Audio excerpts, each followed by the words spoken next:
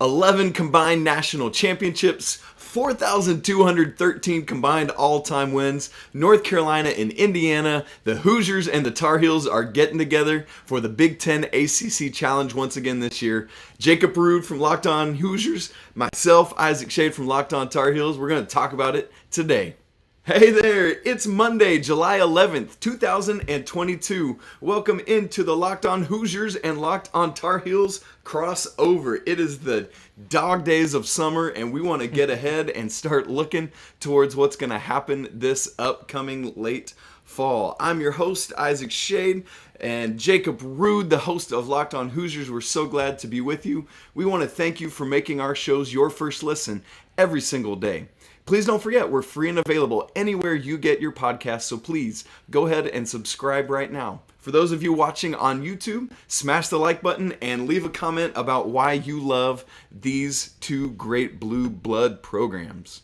We'd like to thank LinkedIn Jobs for being the official college football recruiting sponsor across the Locked On College Network. LinkedIn Jobs helps you find the candidates you want to talk to faster. Post your job for free at linkedin.com/lockedoncollege. Terms and conditions apply. Mr. Jacob Rude, it is good to be together talking. What is up, my man? I'm excited to do this. This is a small tangent, but when IU made the tournament, it was much more of a headache to try to talk about future opponents because they play Wyoming in their first playing game, and then they play St. Mary's in their first round game. So it was nice to just be able to be like, oh, IU's playing UNC. We have a Locked On Tar Heels. So yeah, I'm looking forward to talking about the Tar Heels, and these two teams are two teams that have been familiar with one another over the last about 10 years or so, so there's a little bit of history here. Yes, 15 all-time matchups. The Hoosiers lead the series 9-6. They've actually, I was looking back on the head-to-head, they've flipped back and forth the past 5 games. Indiana won the most recent matchup between the two back in Assembly Hall on November 30th, 2016. Indiana won 76-67. The leading scorer that night, any guesses, Mr. Jacob Rude? That night, it could have been OG Anunoby, but absolutely. I was gonna say that would have been my guess. The main thing I remember from that game is the crazy alley-oop that he had in that one, and then it's one of the highlights that are shared. That was a weird year for Indiana because they came in with a lot of expectations and then absolutely fell flat on their face about this was one of the last highlights of the season for that IU team. They eventually just fell flat on their face and struggled the rest of the year. But that was a really fun one. A lot more fun than the game prior to that, which still for IU fans, I don't know if UNC fans know this, that one stings a lot. That tournament game. Well, that was an IU team that everybody really, really loved, just kind of a fan favorite team, and that one stung quite a lot. That was Thomas Bryant, right? That whole crew that had just beaten Kentucky in the round of 32, and then Carolina won 101-86 there in the Sweet 16. Man, high-scoring game. 2 players for each team had 20 or more points. Carolina had 5 players in double digits, similar to what the Hoosiers had done at that last game in Assembly Hall that they played. OG Anunoby did lead the team, 16 points, but 5 players in double digits. And so just great back-and-forth games from these two teams. And Jacob, I've often said that game in Assembly Hall, Carolina won the national championship that year, I think was just a big wake-up call for that team of like, oh, shoot, we go in. Like, to me, 76-67, the game was not that close. It felt like Indiana dominated the whole thing. And Carolina came away from that as like, oh, man, we just waltzed in there and got blitzed. And so they got to figure things out with a veteran crew of Luke May and Joel Berry and Theo Pinson, amongst others. So that gives me a little bit of optimism because the last 2 times UNC's come into Assembly Hall, they have been kind of absolutely blitzed. The other time I was on campus back in 2012. It was a Big Ten ACC game too, and you want to talk about getting blitzed. That scoreline was very much closer to how that game played out. So I have some optimism in that regard. But if we're going to win the game and you're going to win the national title, I don't know if I like that trade. I don't like that trade-off. Yes, absolutely. And, like I was saying, the winner has switched back and forth. So it's Carolina's turn to win. And then maybe Trayce Jackson Davis and the whole crew can go on and win a national championship. But I would rather have that. So we'll have to see what goes on. So let's talk about this matchup, Jacob. What do you foresee for the Hoosiers coming into this year? Yeah, this is an interesting IU team. I mean, last year under Mike Woodson was a lot of uncertainty. We didn't really know what to expect. It was a really soft non-conference schedule as he kind of figured some things out. And then they struggled a lot during Big Ten play, eventually got things right at the last possible second and snuck into the tournament. But the good news for IU fans is they bring back effectively that entire team. They lost two guards, but they're adding a pair of five-star recruits, which is very rare for, maybe not very rare, but rare for Indiana maybe than some of the other top programs. But they get Jalen Hood-Schifino, a guard, Malik Renault, a forward, that are coming in as they were two top 25 prospects. And so you're adding that to a team that was built around Trayce Jackson Davis, and obviously he's going to be the kind of highlight of IU's team this season. And every matchup he's in, he's going to be kind of the key focus for everyone. But it was a team that really started to figure things out at the end of last season, and because they're bringing just pretty much everyone back from that team,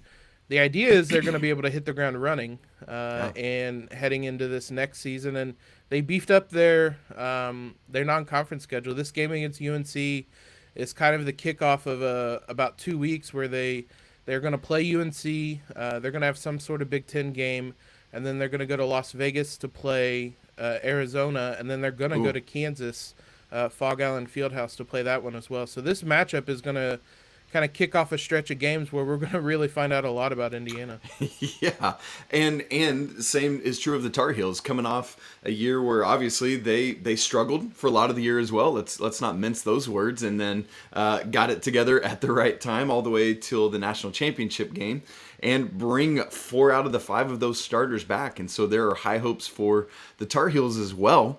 We would imagine, assuming both these teams do what we think they'll do in the earlier part of November, this should come in as a top 25 matchup. Everyone I've seen, every national college basketball voice has said this is the prominent matchup of the entire challenge between the Big Ten and ACC, which has been dominated by the Big Ten in recent years. And so that'll be really interesting, and I think is going to be a great measuring stick for both squads, who both bring back a lot of what they had last year, as you said, and then both bring in a quality recruiting class.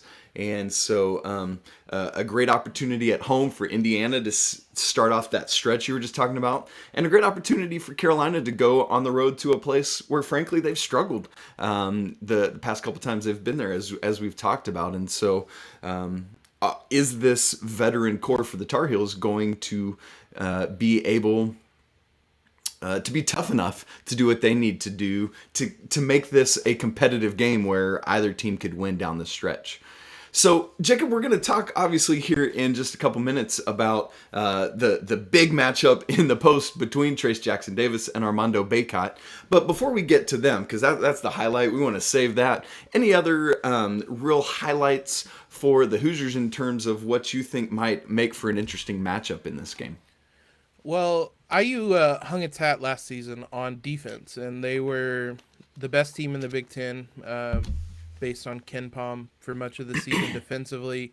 They were one of the top 20 in the nation defensively. So that's kind of been the calling card for IU.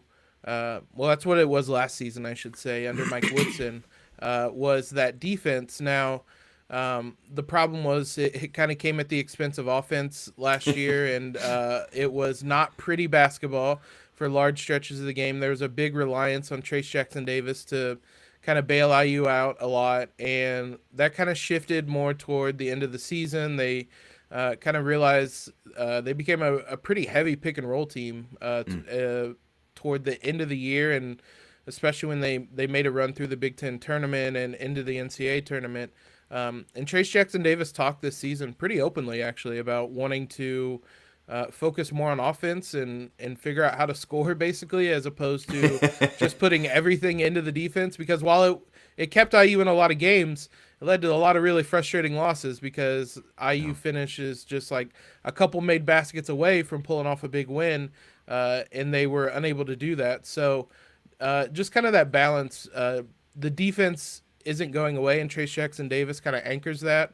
They have some really strong guards on the perimeter that kind of help anchor that out there on the perimeter itself. But just kind of that balance between how good you want to be defensively and how much you want to focus on that, and then trying to figure out some things offensively. And some of the new faces that are coming in, Jalen Hood-Schifino, he's going to start from day one, and he's going to bring a different dynamic to the team as well. So him and Xavier Johnson are going to be a really interesting backcourt that should be able to complement one another and should be able to help IU create more, because last year it was a team that was pretty much built around Trayce Jackson-Davis, and it was some shooters around him and throw it into the post and watch him work. And when defenses figured out they could just put 5 guys in the paint, IU couldn't figure it out for a while. So the idea is there are more guys now available that can create their own shot, knock down shots from the outside, that makes it a little less one-dimensional.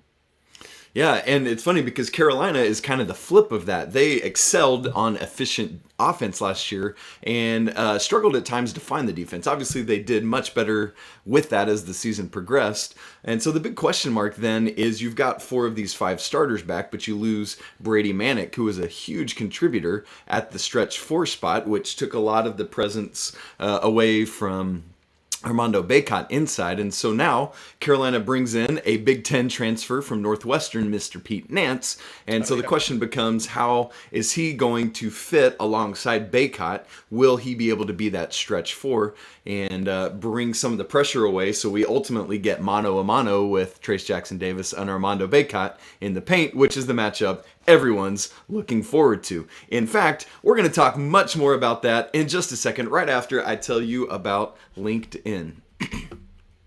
As the summer comes up and small businesses are back in action, LinkedIn Jobs makes it easier to grow your team. LinkedIn Jobs helps you find the people you want to interview faster and for free. Create a free job post in minutes on LinkedIn Jobs to reach your network and beyond to the world's largest professional network of over 810 million people. Then add your job and purple #hiring frame to your LinkedIn profile to spread the word that you're hiring, so your network can help you find the right people to hire. Simple tools like screening questions make it easy to focus on candidates with just the right skills and experience, so you can quickly prioritize who you'd like to interview and ultimately hire. It's why small businesses rate LinkedIn Jobs as the #1 in delivering quality hires versus their leading competitors. LinkedIn Jobs helps you find the candidates you want to talk to faster. Did you know that every week nearly 40 million job seekers visit LinkedIn? So post your job for free at linkedin.com/lockedoncollege.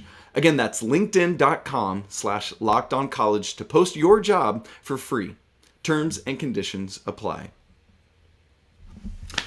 So, Mr. Jacob, we've got these 2 second-year head coaches coming in. Really interesting first year for both of them. Really looking to build on that, and both of them are going to build around their big men in the post. Really excited for this matchup between Armando Bacot and Trayce Jackson-Davis. What are you looking forward to that? Let's talk about some of the banter that they've had back and forth.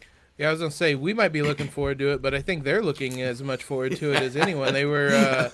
It was the same day that Trayce Jackson-Davis announced he was returning to IU and withdrawing from the draft, that he's out here tweeting at Armando Bacot to come to the crib for the ACC Big Ten Challenge, and they were tweeting at one another.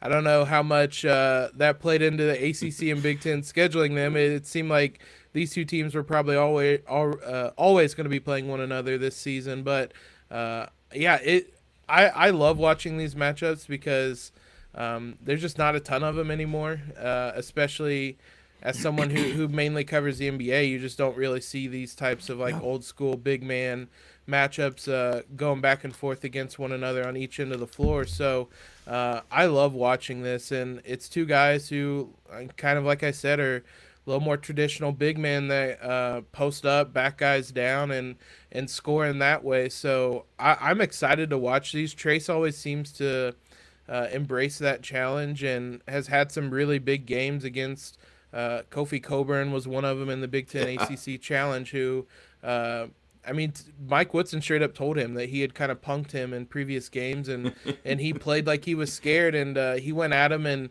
and dominated him in that Big Ten tournament game. So he's someone that kind of rises up to the challenge with these matchups. But this is going to be probably the toughest one he's going to have all season long.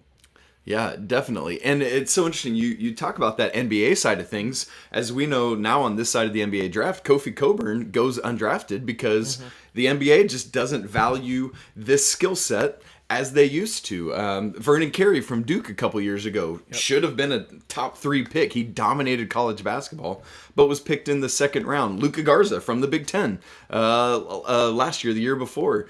National Player of the Year was like 52nd in the draft, and we just see this trend over and over again now, and is probably in big part why that, along with NIL, why we get Trayce Jackson-Davis, why we get Armando Bacot, Drew Timme, Hunter Dickinson, all these big men coming back to school who are going to, frankly, be the face of college basketball now and own that.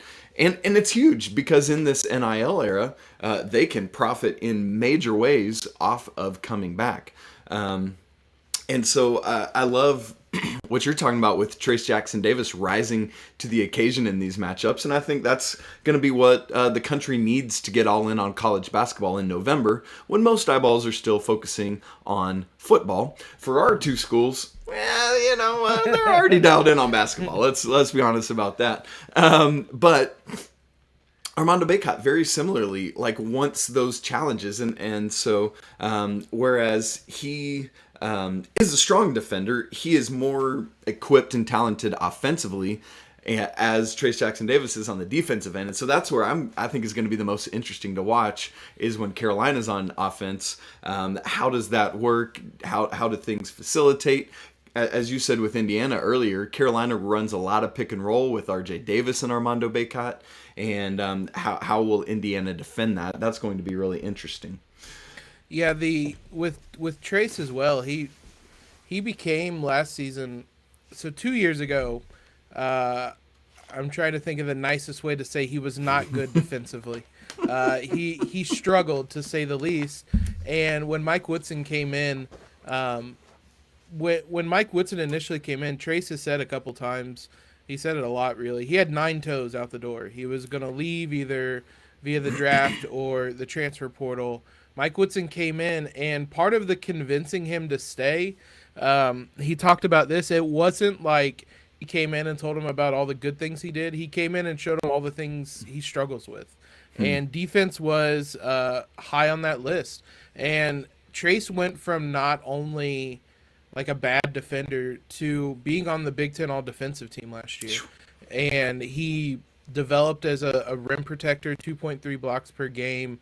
Wow. A much smarter defender that, for the large part, didn't get into foul trouble. There were a couple big games that he struggled with that. The Purdue game, he got into foul trouble really early on. But fortunately, he's not facing a 7'4" giant like he is against Purdue in this Zach one. Edey, yeah. Yeah, so hopefully there won't be early foul trouble on either side. But it is interesting, something you talked about is kind of with this NIL era.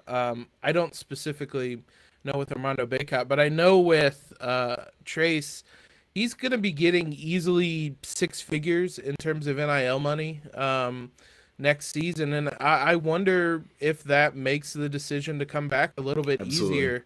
Absolutely. With Trayce, he talked also about wanting to graduate, and I'm sure that played a role in it. But when you're making as much money now as these guys are, like, it makes the decision a little bit easier. And I wonder if that's going to be a trend we see, is these big men, like all of them you listed, if they're the ones that end up staying maybe a little bit longer in college basketball, because there's money to be had here now that previously wasn't. Yeah, absolutely. And I didn't even name Oscar Tshiebwe, the reigning Yeah. National Player of the Year who comes back. And so it's going to be really interesting. I'm really curious to see like preseason All-America teams because it should be both of these two guys we're talking about, Trayce, Armando Bacot. Oscar Tshiebwe is a no-brainer and Drew Timmy's a no-brainer, maybe even Hunter Dickinson. And so Yeah. typically when these teams are formed, they're trying to spread around different positions, but who do you keep off of that list with preseason All-America teams? And so that'll be really interesting to see how different sports entities construct those preseason All-America teams. And I fully expect that we'll be seeing a matchup between these two schools with two preseason All-Americans battling it out down in the post. Yeah, it's going to be interesting. I didn't think about that aspect about I would I would have to look at previous All-American teams to see if they even really care about position designations because yeah, theoretically and maybe even realistically, it should be about 5 big men, at least 4 of them with Timmy, Tshiebwe, and these two guys. You would think I think would be Dickinson's the odd man out of that group. But even then, you have 4 big men, and whoever the 5th one ends up being is wild. So I do think, kind of in my head, I just thought, these are going to be 2 All-Americans, but you're going to have 4 All-Americans that are big men next season. But it is going to be interesting to see if that's kind of if that's just something like a trend for the short term, or if it's something that's going to be more long term. One of the case studies I thought was Kofi Coburn and whether he might return this season. He obviously opted for the draft. And as you said, he didn't get drafted, but some of those decisions like that are going to be more and more interesting. And I mean, for the record, Trayce didn't say anything about NIL being a reason he came back, and I don't know that many of these guys are going to outright say that NIL is why they came back, but it makes the decision a lot more difficult when the pay is a lot closer in value, maybe even more to stay in college basketball, and it's going to make those decisions a lot more difficult to make, whether you go to the NBA and spend time in the G League kind of on contracts that are going to be lower than what they would make in college basketball. Absolutely. And not playing in front of people. Like, you come back to Indiana, you come back to North Carolina, you're playing 35, 38, 40 games, however many you play, depending on how far you go, in front of a national TV audience where you raise your brand awareness more and more and more. And for some, you said you weren't quite sure about Armando Bacot. So he is a business major in the Keenan Flagler Business School for Carolina. So he's very dialed into these numbers and has marketed himself extremely well. And so, it makes all the sense in the world for him to be back in college. Yeah, it's going to be interesting to watch these two teams because they're going to be 2 of the top teams in the country next season, and this is going to be one of the top early matchups to watch early on. But we don't even know how much longer this might be a Big Ten ACC challenge. Because, exactly. The underlying thing with everything in college athletics right now is the realignment that has directly impacted the Big Ten. So we're going to talk about that here in a minute. But first, I want to talk to you guys about BetOnline, which is your number 1 source for all your betting needs and sports info. You guys can find all the latest sports developments, league reviews, and news, including this year's MLB season. BetOnline is your continued source for all your sporting wagering information, including live betting, esports, and scores. And BetOnline.net remains the best spot for all your sports scores, podcasts, and news this season. BetOnline.net is the fastest and easiest way to check in on all your favorite sports and events, including MMA, boxing, and golf. Head to the website today or use your mobile device to learn more about the trends and action. BetOnline, where the game starts. So it's been a little more than a week now that Los Angeles is now Big Ten country, which is a sentence that still I can't wrap my head around. I'm kind of interested as an outsider looking in. What's just your reaction to USC and UCLA being Big Ten schools now? Yeah, I think it's bonkers. I mean, I think we all see the realignment coming, but I had never imagined something of this geographically odd magnitude, right? Like I've said oftentimes in the week since this happened that I think Oklahoma and Texas, when they made their announcement to the SEC, that shook everything and was crazy to me, again, as an outsider, like you're saying. But also there was a level of, well, Texas A&M's in the SEC, Missouri's in the SEC now. And so it's like, yeah, so I guess it does make some sense, at least with the way they're expanding. But then you get now this bi-coastal thing. And so this was less of a shock because of some of the other moves that have been made. But to me, this signals the biggest change in conference realignment in terms of people looking towards these super leagues, people looking to all this stuff. But for me, this is a huge win for the Big Ten because LA is the second biggest media market behind New York in the entire country. And so you just take this media package that the Big Ten already has that's phenomenal, again, from an outsider's view, and just only increases the payout that each of the now 16 Big Ten schools are going to get. Yeah, and that's a big thing. The timing, this was all just kind of a perfect storm, I think, with USC and UCLA. It's the Big Ten's negotiating a media rights deal right now, and on top of that, they're obviously always kind of looking to expand, kind of in this climate. And then there was an article that came out last week that UCLA was in really dire financial straits. They were going to have to. The article called it an Olympic sports Armageddon, was kind of on the docket, and they were going to have to start cutting. It was over $100 million in debt. They were, or a deficit they had, and so they were USC and UCLA came to the Big Ten and asked them about joining the Big Ten, basically, and they were the one that started the conversation. But now that same article says they're going to go from, I think it was around $102 million deficit, to they're going to be in a surplus within a year or two now. And ridiculous. The expectation is that they're going to bring in about $100 million in media rights each year.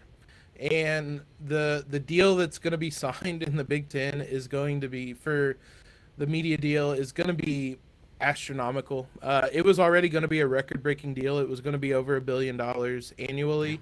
The Big Ten commissioner said that himself, and that was back in the early spring, March or April.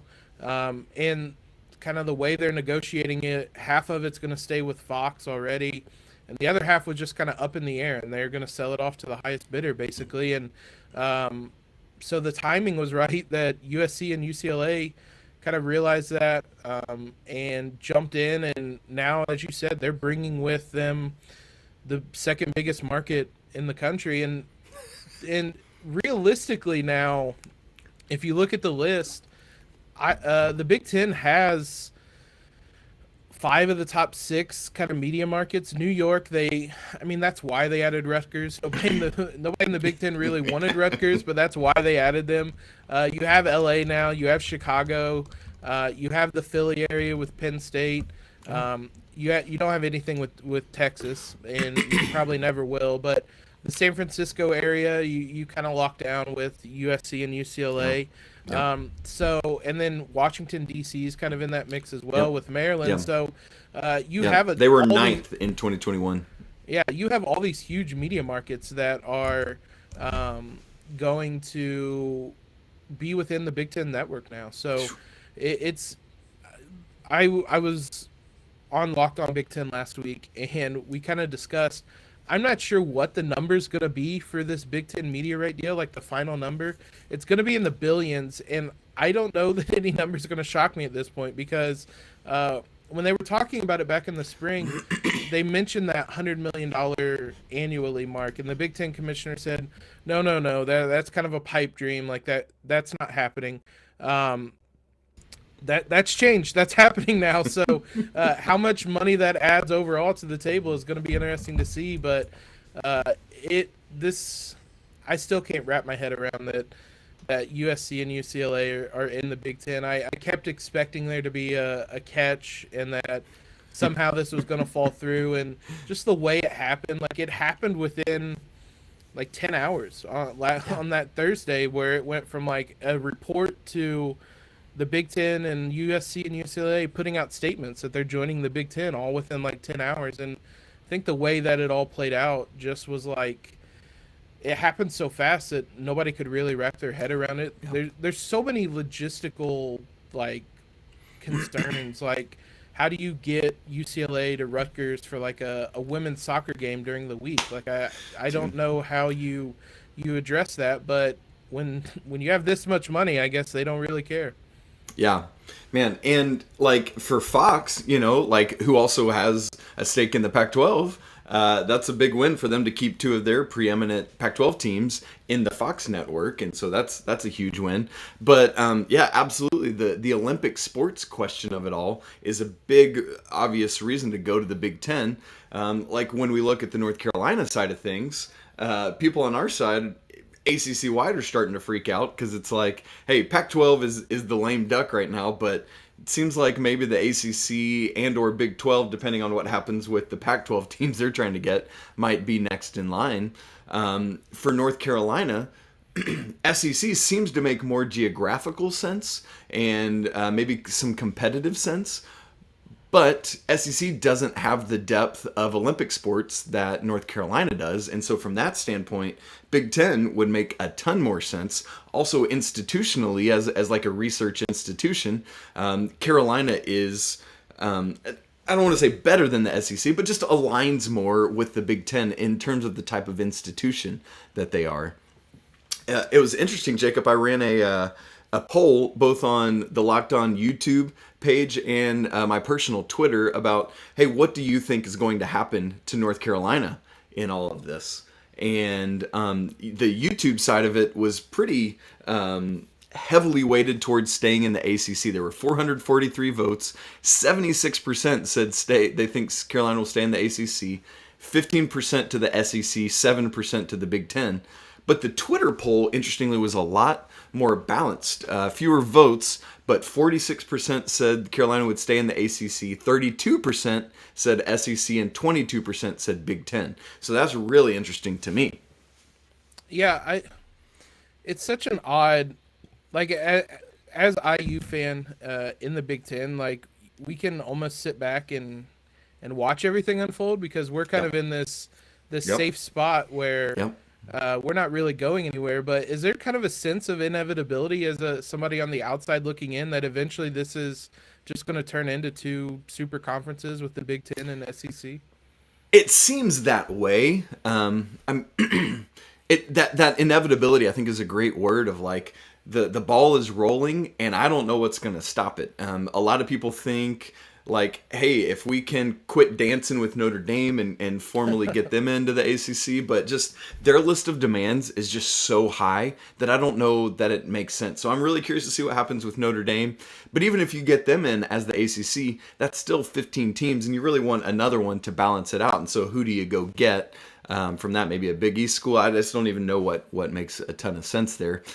The nice thing is, even though to me, there does seem to be an inevitability that something is going to happen.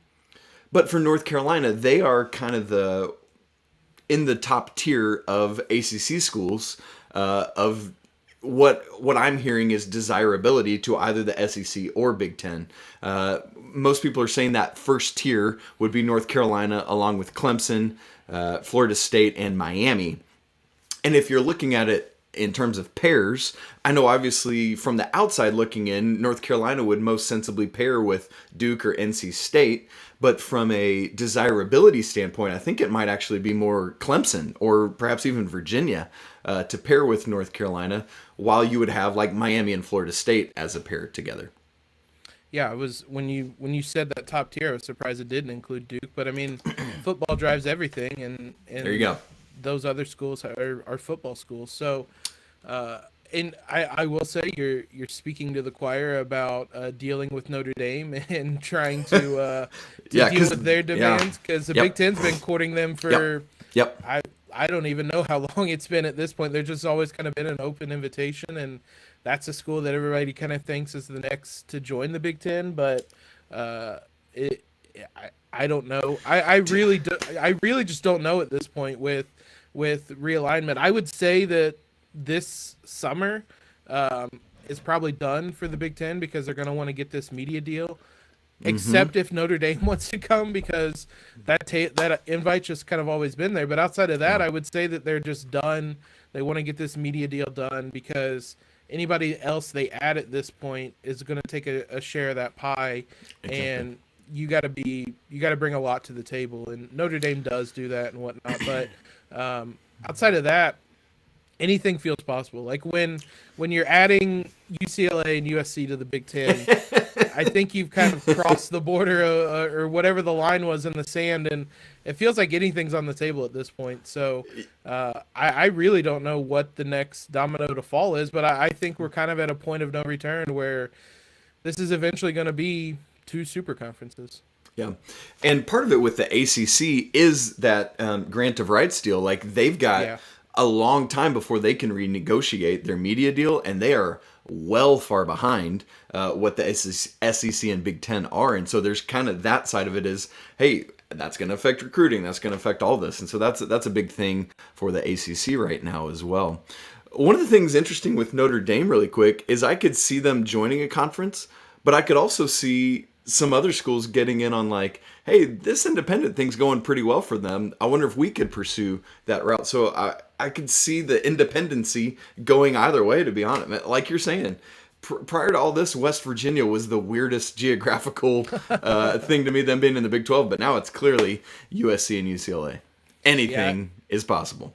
Yeah, looking up last week as we were kind of trying to wrap our heads around it, the closest road game for USC and UCLA is going to be Nebraska, which is about 1,500 miles. That was my guess. Yeah. Yeah. So I don't know. Logically, it seems like other schools will eventually come, but money talks, and the money's been talking on this one for a while, and it's hard to turn down $100 million annually. So anything could change at this point, and it feels like anything's on the table. So that's going to be a constant conversation to monitor throughout the summer. But thanks again, guys, for making these shows your first listen every day. We appreciate you guys tuning in. Make sure you follow us on Twitter. Subscribe to the podcast if you haven't already. Leave a quick rating and review. But most importantly, everybody, have a great Monday and have a great summer. That's right. Peace.